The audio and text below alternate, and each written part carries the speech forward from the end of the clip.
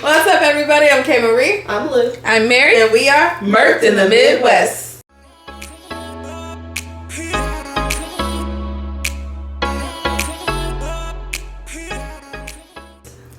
Okay, so we are in a new era. Wait, first of all, I want to discuss last week's episode. Oh, gee. Before we go any farther. Before we get to the recap, if you are here for a podcast that gets straight to the point, that does not veer off topic, if only y'all could have seen the first 20 minutes of this video where we talked about any and everything, you are in the wrong spot, which is okay. We don't judge. Only sometimes you can exit stage left, boop, but tell a friend on your way out. Right. For those that love us, we love you. We do. Welcome back to this episode, season 3, Jilted Lovers. That's what we are. No, that ain't what we are. That's what y'all are. That's what they is. Yeah. Them, baby. They not like us. They not like us, sir. I'm childish. You just gotta let it go, y'all. Be easy. When the love ain't requited. Easy breezy, beautiful cover girl. Right. You just say okay. Move along. You're not for me. I'm not for you. It's okay. That's okay. That's okay. You don't have to go out here kill them. Oh, you play with my heart? I'm gonna play your That's face. okay. I'm playing your face real quick. Get out. Bye. Oh, you effed me over? And that's not all right. in a fun way. That's all right. Enjoy your life without me in it. Karma. That's all you gotta do. Let Karma do what she does best. Yep. And everybody be like, sometimes Karma don't come on time, or she take too long. She get there right when she's supposed to get there. Supposed to. I love to see what she's supposed to do. Love to see it. And so you just gotta let her do her thing.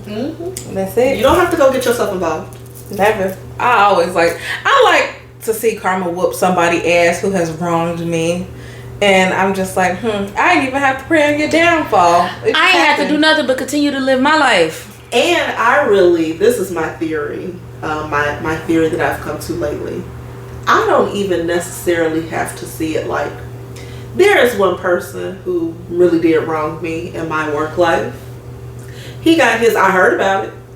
They were like, girl, you should go. I don't need to see. It happened. It happened, and that's good. Hope you enjoyed yours. That's all I got to say. Because I'm over here living my life. Living my best The best life. Revenge after somebody mess you over is to go live your best life. And get that money on. Get that bread, stack it up, enjoy it. Yeah. This whole getting mad and I'm about to kill somebody and now you locked up. I would never crash out. Never crash out. Nobody is worth crashing out over. No. I'm not going to be locked up for nobody but my child. That's it. That's a good reason. That's a good reason to get locked up. See me on Channel 7 News. You know some of my nephews, and it's gonna be on. But anyways, this week's episode. That was we gotta do our recap. Yeah. Last week's episode. Thoughting and plotting. Mary Jo. I cannot wait to that court date. At the end of the y'all, I'm a rapper. Did y'all hear that? I cannot wait till that court date. Right. But it's just so crazy that there's no statute of limitations on murder. Like, they gonna come after your ass. Yes. They don't care if you did. You didn't live your full life. And that shit came back to you as a 50. Because they were like 40 something at the time, and it's been 40 years. She is going on 90 years old. Yep. And guess what they said? You gotta spend the rest of your days. They said that's cool. It's just like them student loans. Salome ain't never letting it go. Never, cause like, come on now. It's been too long. You had a promissory note, honey. And Joe, why you lie to us? Jack. You lied, Jack. No, I'm talking about Joe Biden about these student loan forgiveness. Joe. Joe. We already know about that. But anyways, Jack. Whatever, he was just out here. He was being his biggest hoe. He had big hoe energy. Mary Jo was crazy, so I believe him when he said he didn't stick his Peter Whacker in her. Maybe you know what? Maybe he did, but it was because she drugged him, and that's why he don't recall. He pulled. Girl, he Bill Clinton that woman. I do not recall. I did not have sexual relations with that woman. And then all of a sudden, well, you know. I might let her suck on my Peter. Oh my god. So this story that's coming up is it's way more fucked up than this. You talking about some jilted lovers for real? God, you need a trigger warning for this episode because I feel like most. Well, I can't say nothing because a lot of men be needing like heavy trigger warnings. Personally, before the episode, before the even week, we need a whole week to prepare. I be trying to be soft and easy with y'all. She be like, trigger warning. So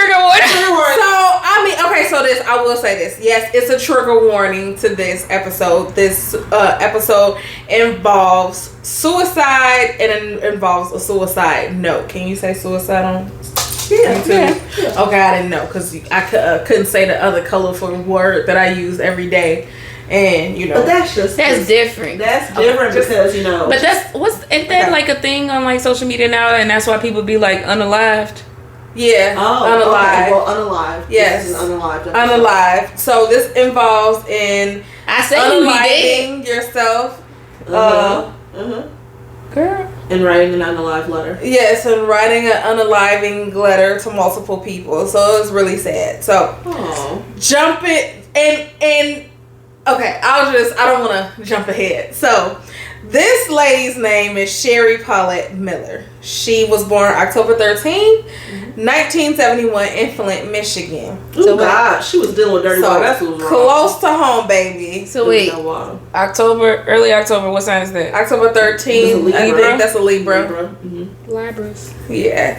So, I'm just blaming all of this on the water.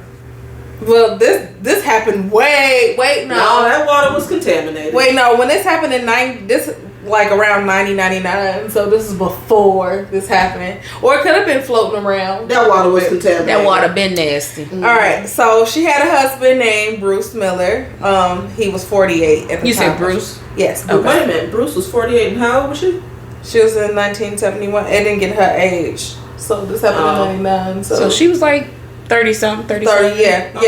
Okay. So first of all, getting into like she didn't have like a whole background on like her lifespan, but what I did discover about this girl was it was like really sad. Like she and the people that she encountered had very low self-esteem, low self-worth. It was just all low. So because even though I couldn't find like a lot of stuff about her background and stuff, it just made me think that she had something going on in her childhood or in her household that caused her to be like this. So she lived on her own at 16. Just 3 years later, she was married and had one child under her belt. She couldn't even be a damn adult. So, couldn't be an adult. So, that let me know the parents was either in and out of her life, abusing her, whatever. Mm-hmm. So, that marriage ended, and for the next 9 years, Sharee Miller bounced around from man to man. Okay. Established this connection here, y'all. Mm-hmm. So, I read something and it was kind of fucked up how they said it, but it said although she wasn't beautiful, she was certainly attractive and had a wild side. You know what? It sounds like a man wrote that. Very much so. Because how are you going to say she wasn't beautiful but she was attractive and she had a wild life? So basically you're saying she was a party girl. But she was reportedly would do anything and everything in the bedroom to make her newest conquest fulfill her. So she just like, oh yeah, I'm not really into this, but I'm willing to try this because this person likes this. So she's doing all these things to appease. Was she like a pick-me? Yes, it's giving pick-me. It's getting fucked up though. So she went on to have 2 different children by 2 different men. Her second husband was convicted of second degree child abuse for hitting their child so hard it resulted in a number of skull fractures, for which he received a short sentence. Well, see, this is why sometimes you need to keep your comments to yourself, because when you said when you were like I thought you were about to say he was convicted for murder, and I was gonna say ooh, bad boy, and then you fixed it and you said child abuse, and I was like, well, good thing I didn't say what I was gonna say. Right. So it gets worse. fractured the baby's skull. So he also was tried for abusing their 6-year-old, who was found guilty. He was found not guilty for lack of evidence. What? Now, come on now. What evidence do you need if he fractured a baby's skull? He did that to that 6-year-old. What was his name? What was the judge? So his last name was Tribby. I couldn't find his first name because everything, she kept having all these aliases. So I could not gather his first name. But I'm pretty sure I can find it somewhere. I'll put it in the case notes. I hope he rotten. So she always mixed with these men who did not want her, that didn't love her correctly, always treated her like shit or her kids like shit, and she just bounced around. She did not fix these internal issues that she had going on. Mm-hmm. So by 1997, she was 26, already had 3 children, all with different fathers, and was looking for somebody that can take care of her. So, I know. Can I get a Splendid Daddy? Okay, so because she was married or dealt with so many different men, she had multiple last names. So it's Sharee Duval, Sharee Tribby, Sharee Paulette Duval, Kitley Tribby. So, as she created all these names, yeah. So, the internet started getting popping around 1996. Make me feel old. Like 90, early 2000s, in that little realm. Things are happening. Yeah, things are happening. MySpace, you got chat rooms, you had AOL. You remember the little AOL disc with the 7-day free trial? So, she used a variation of aliases. So, she like, you know what? I need to get this money. I got kids to raise. These men ain't on shit. They treat me like shit. I gotta do what's best for me. I gotta put myself first, Lucius. So, she accepted a job in 1997 at B&D Salvage in Vienna Township, just outside of Flint.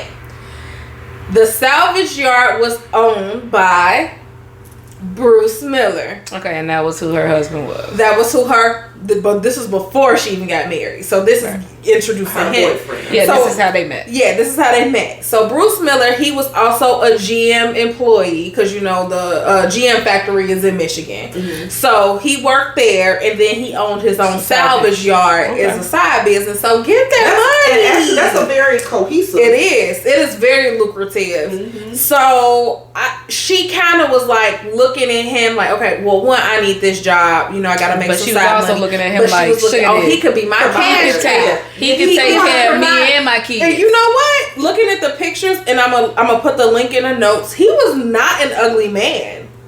He was not. Okay. But her, I was like, okay. Oh, so you said she wasn't beautiful either?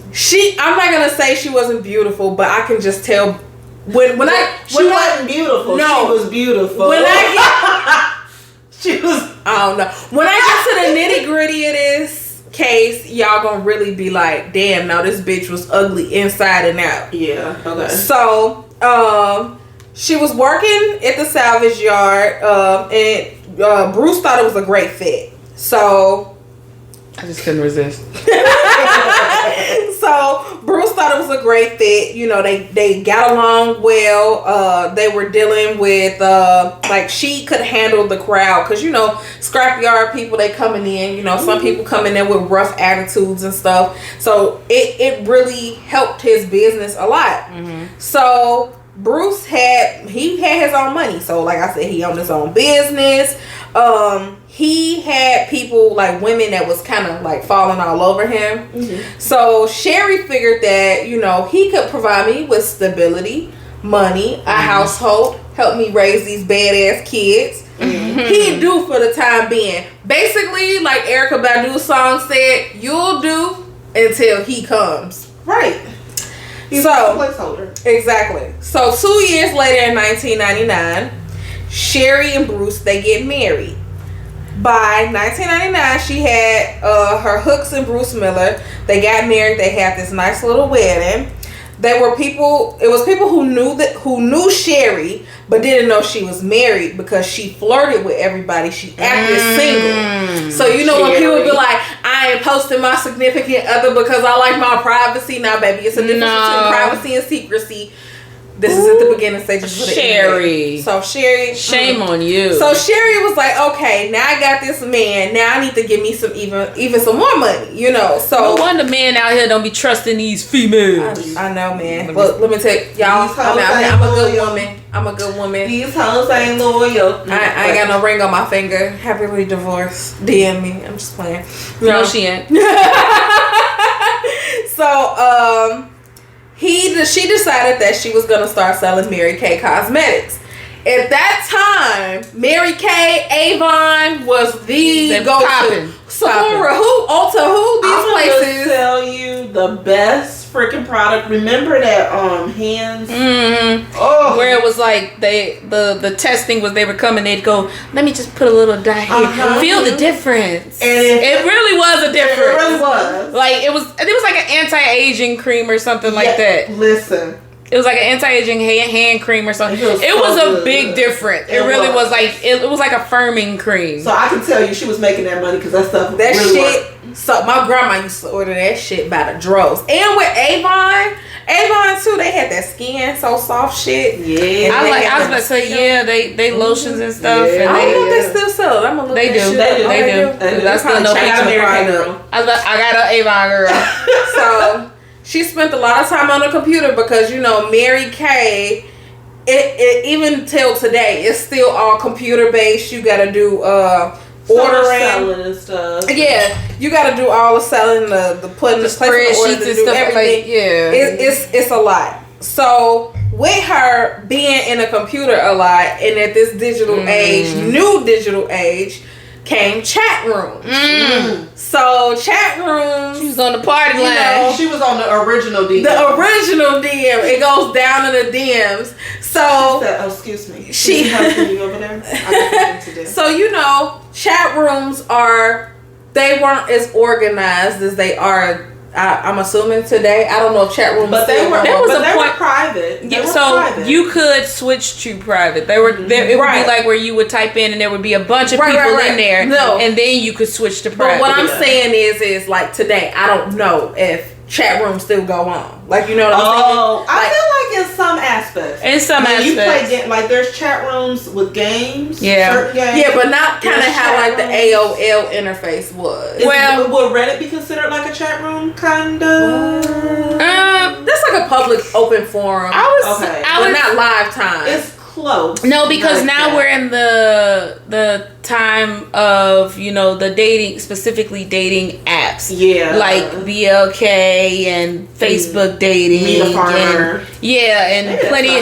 Right. Because Christian Mingle ain't gonna work. I mean, they're strong. They can pick up the bags of his. I wonder if they got a lumberjack one. Right. We're gonna check it out. So, I'm not gonna check it out. She's not gonna check it out. I'm gonna check it out. She spent a lot of time. I'm gonna look for you. I'm gonna report back and let y'all know. She spent hella time on the computer outside of her Mary Kay business, the salvage, everything. So she always on the computer. I'm like, bitch, don't you got kids to tend to? She too because busy we weren't in the. She was busy. LOL. I was about to say, were we even LOL in there? No. I don't know. It was YOLO.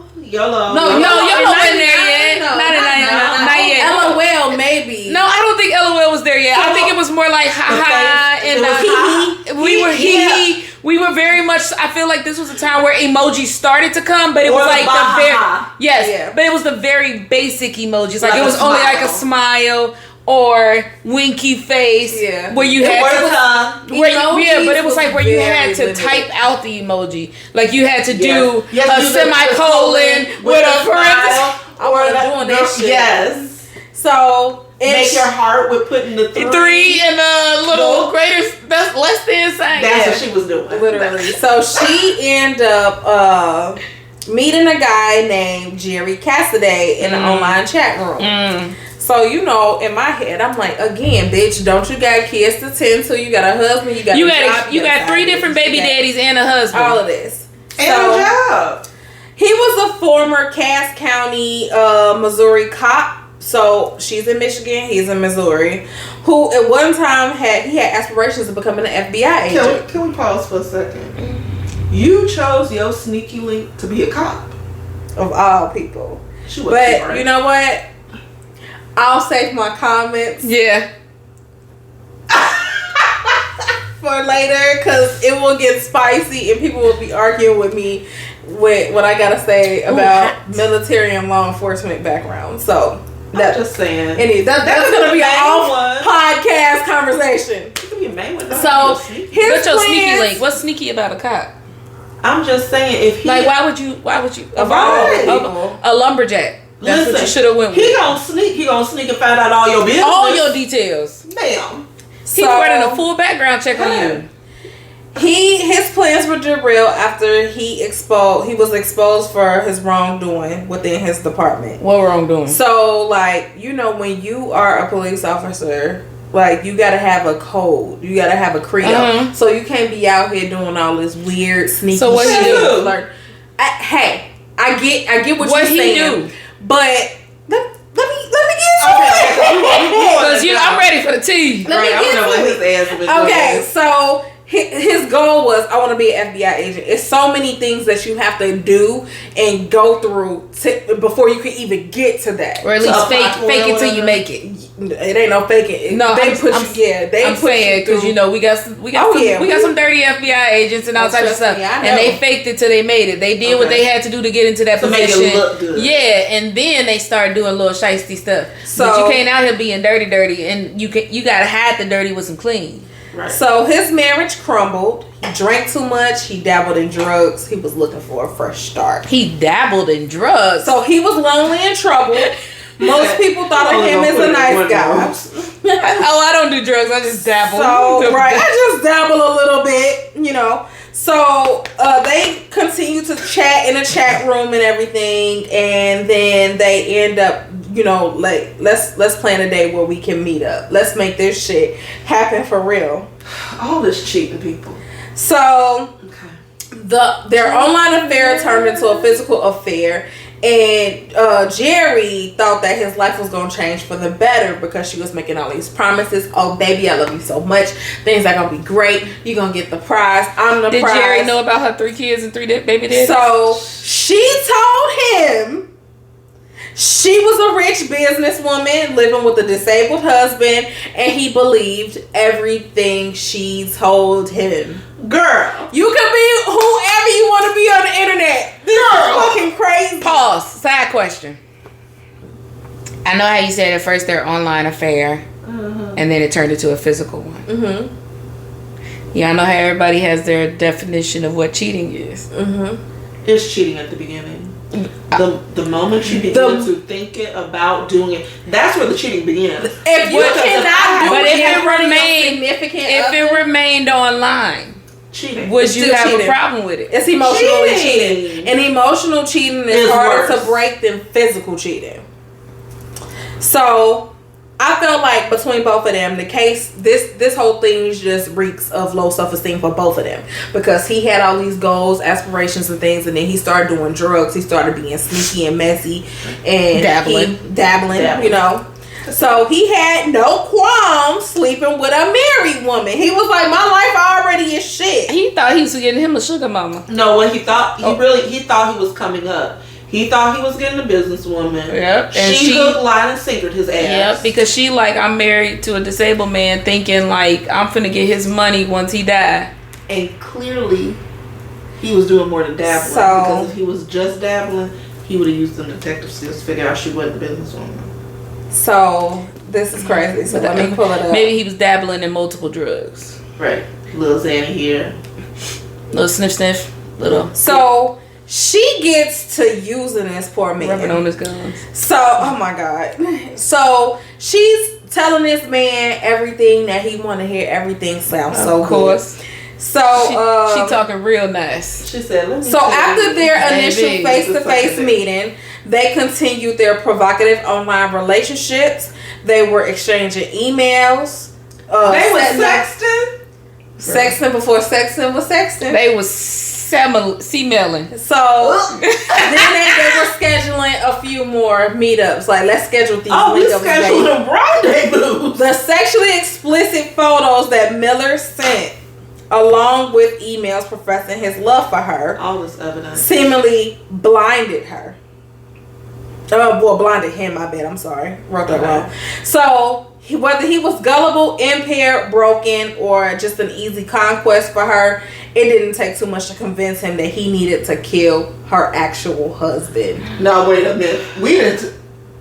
Baby, this case took a hard left. Baby, but hold on, it's still some more hard lefts. Wait a minute. We finna do a full circle with all these lefts. Yeah. I want to know, was the wife not giving it up? Because why is it that a little bit of pussy can make you go do this? So, and that's my thing. That's why I got confused. Well, he was divorced. He was going through his divorce, and then his divorce got finalized. So Sharee and Bruce were still together. Yeah, they were still together. They were married.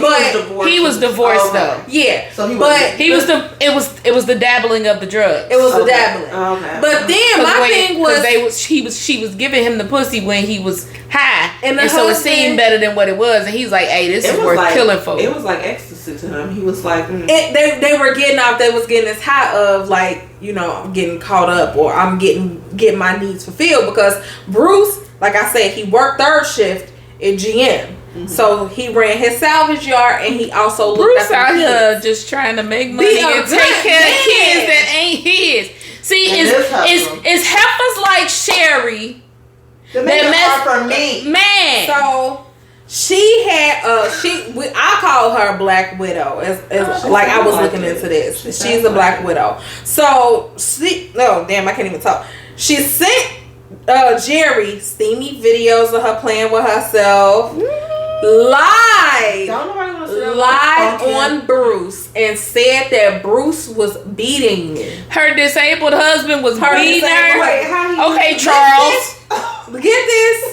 Used makeup to make herself look injured, and then sent the doctored up photos to Jerry. So it's like, I'm hyping you up to do something to this man. I'm hyping you up. She out here painting on black eyes. Mm-hmm. I can't stand her. She said she was pregnant by Jerry and sent him a fake sonogram. Now, hold up. Have y'all ever known any woman that has done that? Yes. Honey. It's a whole.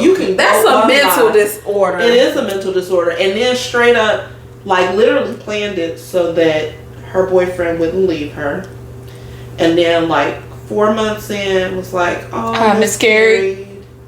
Girl, we did a story like that. Mm-hmm. Go get your psychological help. Yeah, we did. We sure did. So, you know, again, he hyping him up, getting this in his brain. So they let me know he was already extremely gullible. Mm-hmm. He shouldn't have been a cop. And to think that he would have been an FBI agent if he would have went further and used this crazy. All right. So she said after she was allegedly pregnant by Jerry that she lost the baby because her husband raped her. Now, in my head, how disabled was he, ma'am? What disability? He have a mental disability? Question. What? If a man tell you, I'm not a cheater, I just dabble in infidelity. Oh, no, baby. We already done for it. You're done. You're a cheater. So, she told Jerry, my husband raped me, so I lost our baby. So now Jerry is like full on. Jerry. Wait a minute. Seeing red. Wait a minute. So your disabled husband, Peter, is so big that it just. And that's I was like, that shit did not dawn on you that she told you that her husband was disabled. So then it gets crazier. Told Jerry her husband was really a mafia don who would never allow her to leave. Please stop. I'm done. You know what? Jerry just slow. No, he high as hell, honey. No, he high. You know what? I am fully convinced he was not just dabbling. He was full blown addict. He was an addict. He was a crackhead. He was taking the fuck. He was doing that Scarface shit with the coke on the table. He just. That's what he was doing. He put it in the fan. He was like, put it in my face. That's what he was doing. Put it in my face. I got it. And he wasn't talking about pussy. He put that fucking coke in my face. Yeah, man. So she said that she was pregnant again, but this time with twins. Dose. Double trouble. Double homicide. Anyway. And she patted herself to appear pregnant. So this bitch again. Not the Beyonce belly. Yeah. She set up an account in her husband's name and used this account to send Jerry taunting, cruel, and threatening messages. So now only is she not faking a pregnancy, she is faking to be her husband online. So now she's really getting in this man's head like, yeah, babe, you gotta get rid of him. Only way you gonna get to me and have me for the rest of your life is if we get rid of this man. He already killed your other child. Don't let him kill me. Claimed her husband had some of his people violently gang rape her until the twins were killed. What'd you say? Double homicide. Double homicide. Her manipulations worked. So again, of course, it's bitch Jerry. Yes. So with Jerry, he didn't know that Miller, which is Sharee, could not have any more children because she had a tubal litigation. Please. After she had a tubal litigation after her third child was born sometime in 1990. So ain't been no baby no well. But the sonogram, when I get to the case details, I'm gonna just let you in a little hint. The sonogram was dated 1994. And she had a baby in 1990. She had a baby early 1990, like 1991, I believe. Whose sonogram she stole? She stole something, and at that time, Google, I don't think it wasn't that popular. You know, she took somebody's damn. So she took somebody's stuff. So he didn't know what the fuck was going on. So Sharee directed the hit of her husband that she only had been married to for 7 months. 7 months. I need you to kill this man. You know. Because she probably thought she was getting that business. How high Jerry got to be to not only agree to killing somebody, but killing somebody that is apparently a part of the mob. Girl! You want me to put a hit on a mobster? You want me to take out the mob? You gonna have me sleeping with the fishes. Right. That man was high as a kite. He like, yeah, baby, I'm gonna take care of it. This man ain't got nothing on me. This man, he a mob, but I'm a cop. He's in Missouri, and mob bosses are cops. Them do what? The original. And I'm coming almost 700 miles for you because you love me so much, and we wait a minute. They 700 miles apart. He's in Missouri, she's in Michigan, and they driving. He driving. I'm sorry, I ain't never she tells Jerry what if I Please hold. I have never ever drove 700 miles for some dick. The furthest I've drove. The furthest I've drove is probably like 50 minutes, 55 minutes. That's reasonable. And that's going to some part of Illinois. Yeah, Illinois I've driven to for some. Now, if it's worth it, I'ma fly. Yeah, now I might fly. I'ma fly to it. You fly to me, I'm But driving? No, ma'am. Driving? I don't mind flying if you are paying for the flight for me to get there. Exactly. Because this don't come for free. Exactly. So she gave him the details on where he was, how much money he would have on him, and called him to tell him when and where to enter the business. Basically, after she set all of this up, how everything was going to play out, Jerry ended up entering the business. So he walk in there, he got his little thing on him. He walk up, you know, what's up, what's going on? Girl, you said entering the business. I thought you said he applied for a job. No. That's some shiesty. No, he just walked in. He just pulled up. He had a long ride. His eyes bloodshot. He pulled the Denzel. He said, I'm from around the way. I'm coming with something. So he then blew Bruce's brains out. She didn't get no trigger warning. I'm sorry. Trigger warning. My bad. Trigger warning. He said, I'm here, bam. Trigger warning. He said, you Bruce?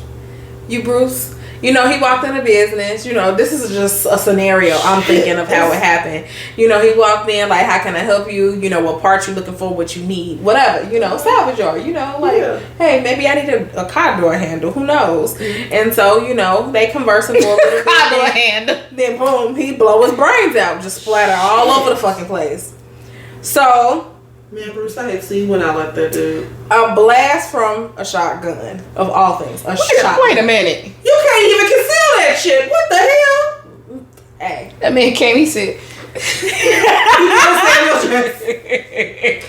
Holy good night. So, Sharee tried to cover all the bases and arrange for her brother-in-law, Chuck, and his wife, Judy, to find the body. She had called them, like, you know, hey, what's going on? Like, because she already knew at the time, she knew Bruce was dead. Right. So she like, oh my God, I'm so worried. I haven't heard from him. You know, like, I'm so sick of these cold you know, he's not answering the phone. I can't find him. He's nowhere to be found. You know, I done checked high, low. I called. But you ain't checked. You ain't checked the office. Right. I done checked the house. I done did everything. You ain't checked his job though. Right. You checked everywhere but the job. So they went to check on him, and lo and behold, they found his body. I need these people to stop being so. It's one thing to be a murderer. Stop sending the family to go find their dead relative. That's what the Family Feud dude did. So, he sent the daddy to find her. Right, but this is the crazy shit, and people don't understand this. And I'm not, as a person who watches Investigation Discovery, as a person who watches all of these true crime shows, listen to true crime podcasts, the first thing a police officer is gonna do outside of asking questions is he's going to look at your behavior. Cops are going to look at, detectives are going to look at your behavior. The fire department, the ambulance, whoever was called, they are going to look at the behavior that you display when you are around them or encounter them. Exactly. It's going to say a lot. If you are distraught and shocked, they're going to think like, okay, this person could be a person of interest, but with the way they acting, if you fake boohooing like Mary Jo was. Exactly. So that's why you don't come to mind, because they look at the behaviors, the patterns, the actions of you. So after that, she was displaying carefree behavior. She like, business as usual. My kids good. They got a roof over their head. They got that insurance. I got that money on. I got this business. I'm getting whatever, because I think at GM you get a pension. So you get raggedy, huh? You know, real raggedy. So they said that police noticed that she didn't seem upset after her husband was murdered. 2 days later, she was dancing in a bar in Otisville, Michigan. I'm sick of her ass. Shaking ass. Your man is in a fucking freezer. He don't want to be kept. Don't keep him. Within 2 weeks, she already had a live-in boyfriend, and guess who it was? It wasn't Jerry, was it? It sure was not. It sure was not. I'm so done. So, Jerry still ain't got a damn clue. I guarantee you. Over the next couple of months, Sharee, she started distancing herself. She started, like, you know how people, you could tell when somebody getting ready to ghost you. Yeah. Just how they start acting, like, conversations start becoming less. How they start being all slow about responding. Yes, absolutely. They start flaking a lot. A person who be watching my podcast who ghosted me. Yeah. Wait, everybody just stare at the camera. You know who you are. You know who you is. And keep watching. Keep watching now. Leave 5 stars. Anyway. So she distanced herself. Then she started teasing him about the new relationship that she started teasing Jerry. Shit. She was teasing Jerry. Mm-hmm. She got a lot. Huevos Rancheros. Mind you, this happened in November, so she officially completely broke it off in December. At this point, most people believe that it really hit him that he murdered this innocent man, and I think she was starting to have it in her head too, like, damn, I really did this to this man. So at this point, if I'm Jerry, I gotta kill her too. Yeah, that's what I'm saying. She crazy. So right, and so Jerry felt sorry for what he did, and then he also was upset that he didn't get the prize, which was Sharee. Because she often said, "Hey, babe, you do this for me. We gonna be together forever. Me and you, locked to the end of time." So wait a minute. Did they ever actually have a physical sexual relationship? Yeah. Or was it just no, they did, but that's why he believed that she was pregnant. Yes. Oh yeah, that's right. Yeah. So why did he think? Yeah, no, they did. That's why they was driving the 700 miles. If he already had it, you already knew what it was. No, like he knew that she was married, and so he like she gonna officially be mine with the money. Yeah. So basically anything that the husband left behind, she got. Hell no. So she broke it off with him, and dude was devastated. He was like, I didn't get her. He was doing all of this because of her. I wanted her. I love you so much. Sharee! So he was already on leave from his job, and he was staying in a ground floor apartment at the home of his relatives in Odessa, Missouri. Unfortunately, trigger warning. This is a trigger warning. He killed himself. But before he killed himself, he wanted to make sure Sharee would be held accountable for her role in the... This man went out like a G. I will say that. Maybe not with the suicide part. But, okay. Hear me out. So, on February 11th, Jerry, he was found dead in the basement apartment. He may have been dead for about 1 day, 2 days before his family members had found his body in an easy chair with an open Bible in his lap. Oh, geez. So days after his body had been removed, the family was cleaning the apartment when they discovered a briefcase under the bed with 3 suicide notes with in an envelope taped outside of it that was kind of like plastered on the briefcase. Yeah. So inside the briefcase, he left behind enough information that will convict Sharee at a trial, including a hard copy of the instant messages. Come on, receipts. This man said I had receipts on your ass. Okay, finally, I can finally see the police work happening here. So in that conversation, Sharee provided Jerry with directions to the salvage yard, and at this time, this was a MapQuest. Oh yeah. Some of y'all might not know about that. Yeah, if you was born after 95, maybe 2000, you don't know what MapQuest is. 95, you might know. 2000, you ain't gonna know what MapQuest is. Mm-hmm. So in that conversation, she was just saying, hey, this is how you get here. She even called Jerry to let him know when it was time to drive into the salvage yard and murder her husband. He stated, I drove there and killed him. The suicide note he left for his parents that was taped to the outside of the briefcase said Sharee lied to him and he was in a deep depression. So after all of this happened, after they turned in all of this evidence of, whatever he had in that briefcase, Sharee was arrested and the evidence he had compiled was found and verified. Very proud of him. On January 29th, 2001, Sharee was sentenced to life in prison for conspiracy to murder and received 54 to 81 years for second-degree murder. Come on, Michigan. Period. Being in jail did not slow Sharee down, though. What the hell? So, she never had to go long without male company and admirers. I want to see what she looked like. Hold on. Please, I'm really not understanding what's happening. So I feel bad for Jerry because Jerry killed him thinking that he was saving her from this disabled man. Mobster that then raped her and had her gang raped by his people. He thought he was saving her. So now these pictures, like this is her in jail. So it's like she wasn't ugly, but you could tell she had some low self-esteem issues. So, girl, bye. Let me see that. No, ain't no way. She just had. I'm not even gonna say it. I'm being myself. I'm gonna behave. Oh, show her that one.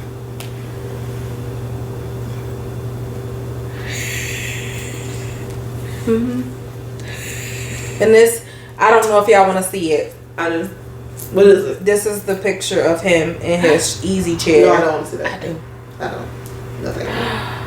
Oh, wow. And it looks like I can't say this was a shotgun in this picture that I'm seeing, but yeah, it was pretty devastating. I'm not putting that in the case notes, but if y'all want to see it, it is on Google.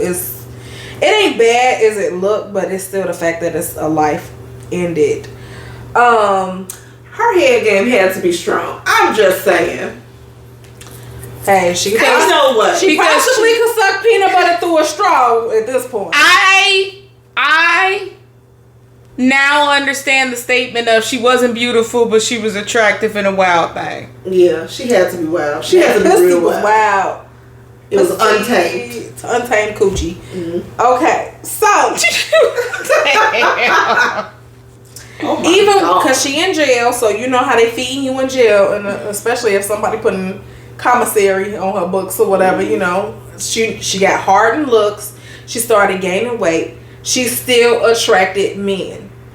I think when it's something about people who got low self-esteem, because it's weird, because at one point in my life when I had low self-esteem, I attracted a lot of men, but I attracted men who were no good for me. You know what I'm saying? They were just trash. And I feel like they can they feel like they can definitely maneuver. She already low, so I'm gonna take this bitch lower. What she got to lose? How low can you go? Yeah, motherfuckers was doing fucking what's that, limbo with your ass? Yeah, nope. Now low self-esteem weird. Period. Anyway. Period. So she, I guess, caught the eye of Michael Denoyer or Denoyer. He was from Bourbonnais, Illinois, which is not far from here. And he was one of those men. Around the corner. Literally around the corner. The 56-year-old man was sitting at home one day, November 2007, watching Snap on Oxygen.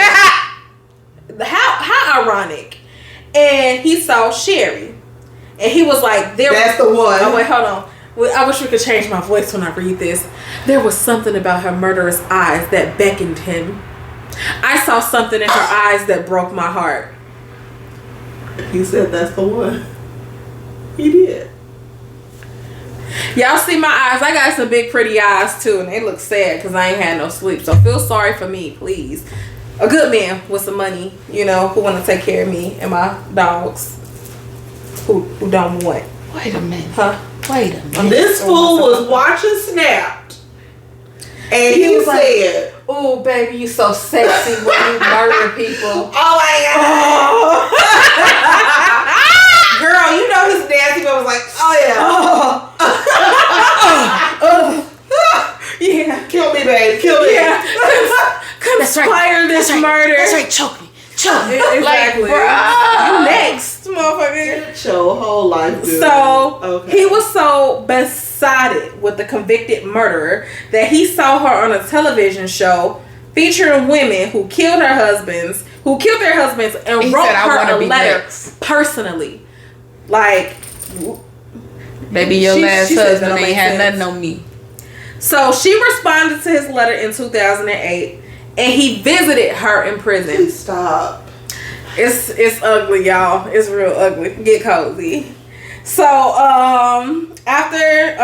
so some reports state that the two eventually married in April of 2008, but there's no proof of that union. So it could have been like a spiritual thing. It could have been like what's Oprah? What's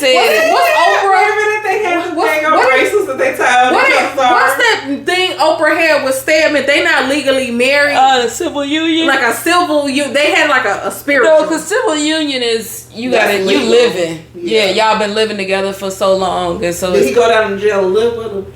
So your guard. They reached out to Denoyer, like media, and asked him about it. And if a response was received, they said that they would post it. So Denoyer, he comes from a close knit family, and he was a normal individual who wanted to be with a convicted murderer that he saw on a TV show. That's not normal. Who wants to do?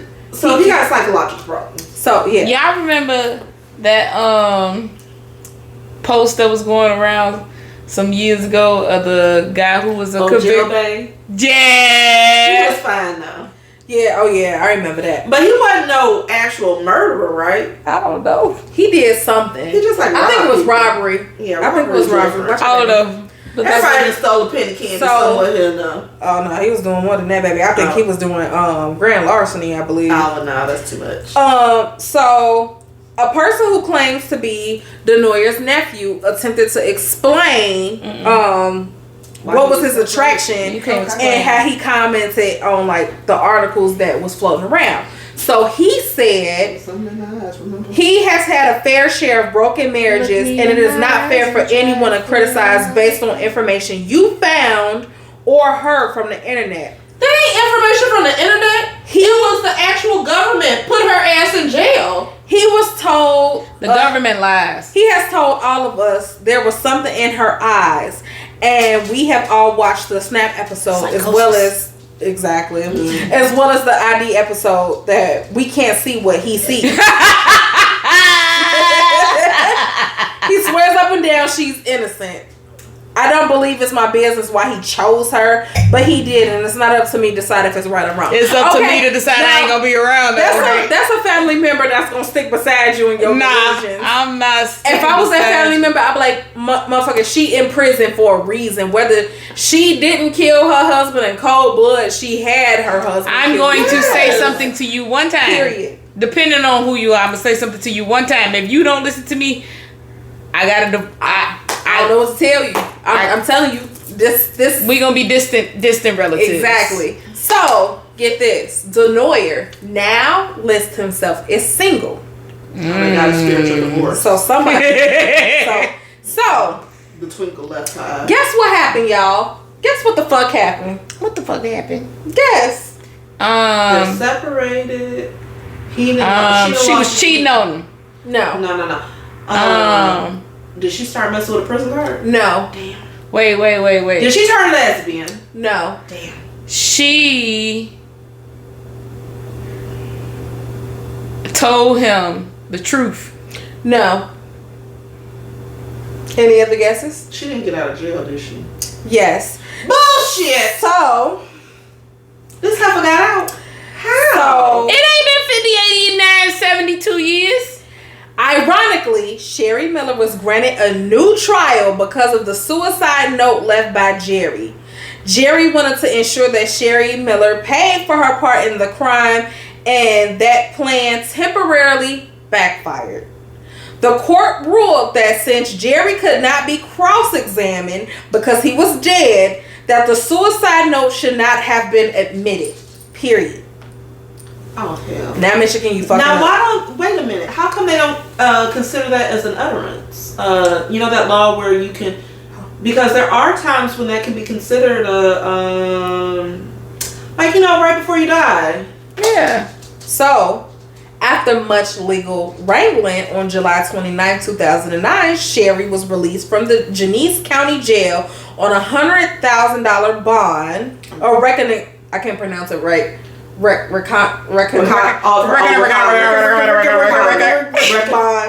can't even say a Robert.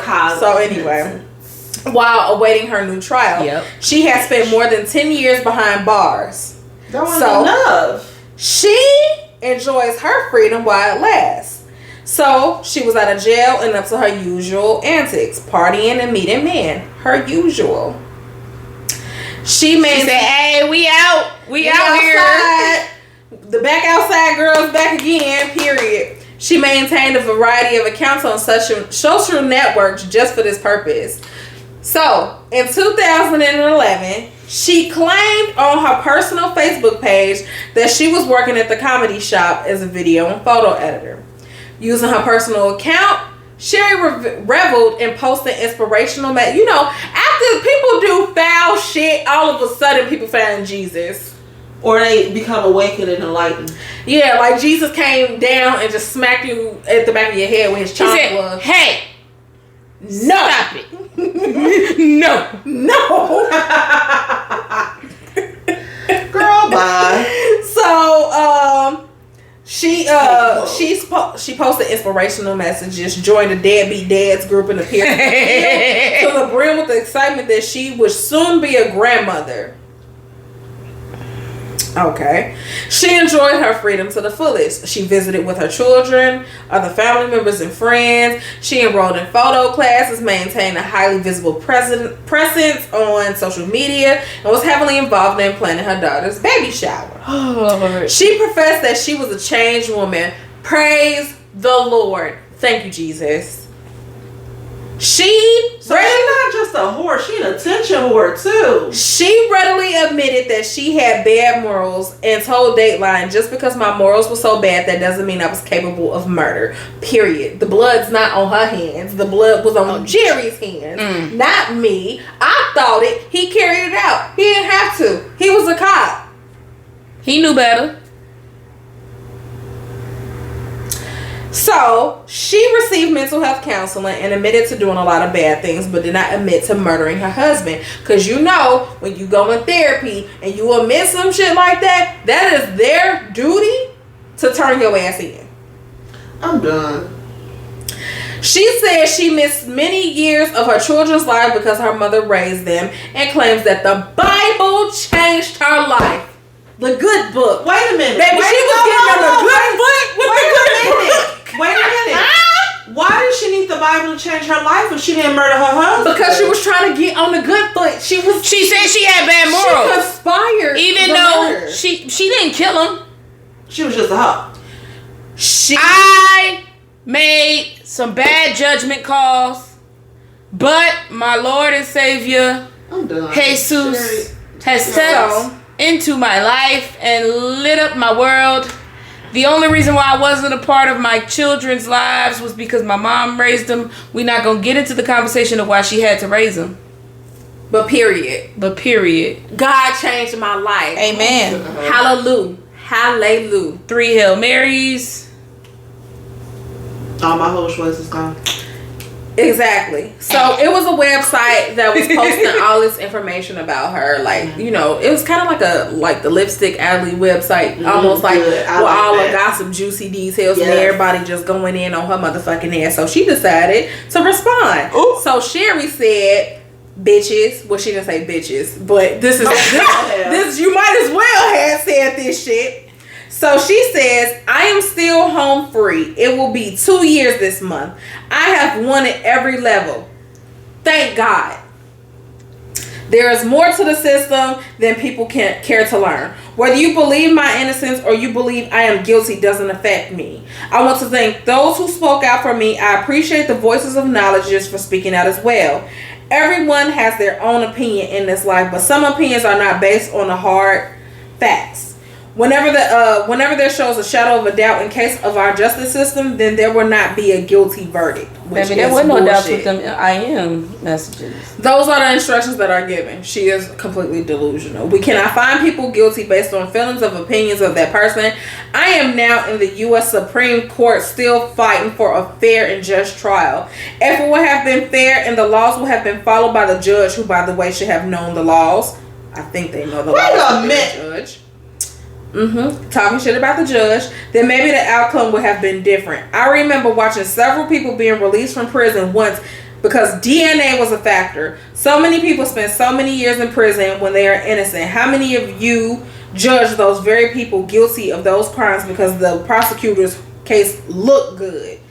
Only now to find out after many, many, many years in prison, they are all innocent. Sad that we live in a world full of judges. So sad so many people judge others when really, honestly, we only have one judge, our Lord and Savior. Have a blessed and safe life. If y'all stop putting my Jesus in your mess, ma'am.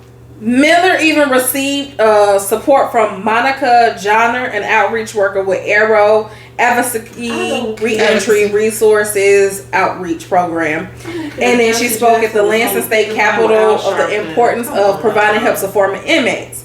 So, after 3 years of frolicking in freedom and praising the Lord Jesus above, Miller was ordered back to jail on August 22nd to serve her original sentence, period. Her legal team is appealing. According to the Genesee County Prosecutor David Layton, in my opinion, justice has once again prevailed and Sharee Miller is where she belongs. She is where she belongs. She's a rotten piece of crap. Because how do you get out and gloat that you got away with. You gonna play in their face and be like, I won on every level. I won on every level. Thank you, God. Thank you, God. That judge didn't know what he was doing. Y'all didn't know what y'all was doing.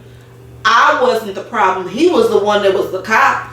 So how he even know about your husband, ma'am? Here's the breakdown of the evidence, which got her ass sent back to jail. Good. So Jerry was a sheriff. Shout out, Jerry. Shout out to you. Rest in peace, big dog. Right. In Cass County, Michigan, for almost a decade, he reached the rank of lieutenant, but resigned the position in '94. He left Michigan and joined the security detail at Harrah's North Casino in Reno, Nevada. So Jerry ended up meeting Sharee when she went to a Mary Kay convention out there. Mm-hmm. And so he saw her as a seemingly wealthy woman. She has her shit together. She stayed in lavish hotels. You know, she had her money, jewelry, businesses, basically riding on her husband's coattail, mm-hmm. all his success. So after that, you know, they began to talk, and then she had just got married a couple months before she ran into him. And so between the visits and everything, you know, they were emailing each other's back and forth in private chat rooms. They always used the screen name says Jerry's fool, and he was Sharee's fool. Your fool for life, Jerry. Jerry would say when he signed off, love your brat, Sharee. That's what she would say back to him. So in a chat session, they basically brought it up about how what triggered him to start getting this in his head that he needed to kill him was that she done made up every damn story in the book. Yeah. So he disabled, he mobbed, she was beat like, my ass, he killed our baby. Yeah, that basically this is what it boils down to. This next part will be her. I lost my baby, Jerry. He said, no, I never thought I would ever have to tell you that he hits me. I got in trouble because I was with you. So people saw them at the convention, and somebody went back and kind of said something to him, Bruce, and put something in his ear like, your wife was kind of cozy with another man at the convention that we was at. So basically he was asking like, Sharee, where did he hit you at? What was going on? And she said, he didn't hit me, he raped me, and I lost the baby because of the force. This fake baby. He said, bow. He said, bow. What baby? Bow, bow, bow. I don't know how disabled dick can do that. Exactly. So in my head, I think Jerry was so blinded, and it was so sad because it was almost like Jerry wasn't thinking about none of this shit. Like I would have been like, wait a minute, bitch. He just wanted her. You told me your husband was disabled, so how he able to do all of this? Okay, yeah, he a mob boss Don. Anybody who knows anything when it comes to mob bosses, if you've read any book over their wives, their families, so you think another person is about to step in and fuck his wife, a mob boss wife? Right. And the thing is that you might cheat with him, but you ain't gonna live long. You ain't gonna live long, and that wife ain't gonna live long either. So I was like, Jerry ain't putting two and two together. It was too much of that movie. 2 + 2 = 20.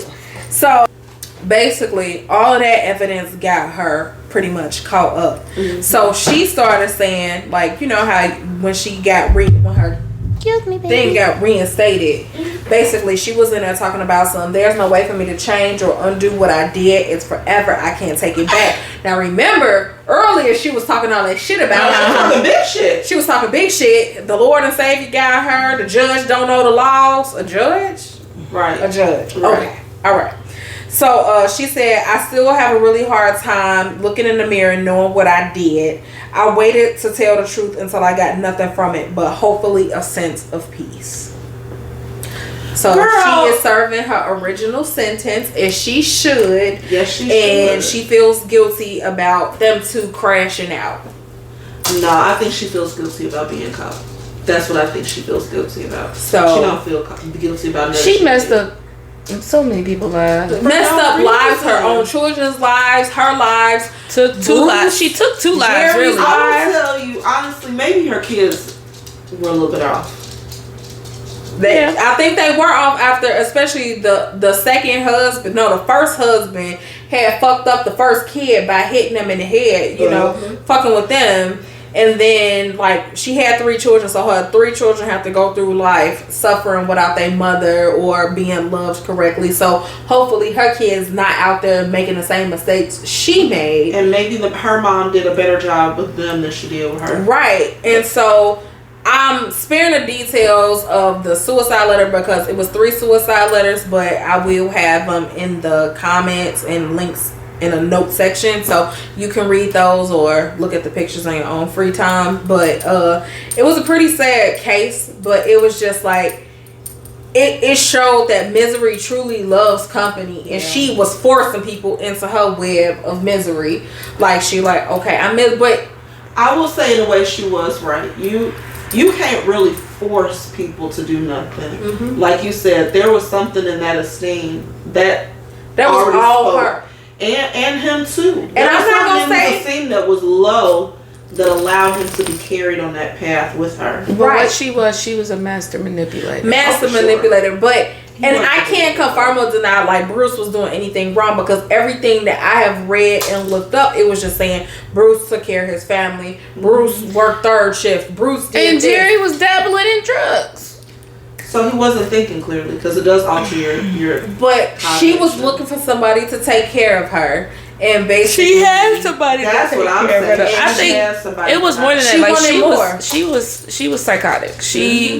Because it wasn't just she wanted somebody to take. She had somebody to take care of her, and he wasn't bad looking. And not only after he passed away, of course. He got the businesses. She got the businesses, and they whatever was in their account already. Also, $80,000 in life insurance policy. So it wasn't that she was looking for somebody to take care of her. She took pleasure in ruining people's lives. She took pleasure in trying to see what she could manipulate and control. The whole game she played with Jerry was she just wanted to see how far she could get somebody to go. How she was so used to being able to spin men in her web. Mm-hmm. She was addicted to that, and she wanted to see what she could accomplish. Yeah. And it had nothing to do with her being taken care of. Yeah, and she like it's photos of her like pushing out her stomach. That's a food baby. Like food baby. Baby, this is just probably bloating gas. Right. Well, that's gonna wrap up this week's episode. Bye, Sharee. Bye, girl. Enjoy your time. As always, you can truthfully, like and share on right here on YouTube below, but also on all platforms. We are there for sound. And if you have any case suggestions, you feel free to comment on any of our posts or to email us at murkedinthemidwest@gmail.com. And how about actually too, if you have any new season suggestions for our next season? Because as we what mentioned, kind of stories would you what like theme? To hear? What? Yeah, give us some theme. Help us out. Y'all like the show so much, or people giving us, some reviews. If you hate the show so much, then tell us how we could do better. Yeah, but be nice about it. Be respectful. Because if not, we gonna have something to say about it. Real quick. Show us a tutorial. Mm-hmm. Also, give me $1. I need $1. Mm-hmm. But we the Gross Sisters. Run it. But all right, we'll see you guys next week. Bye.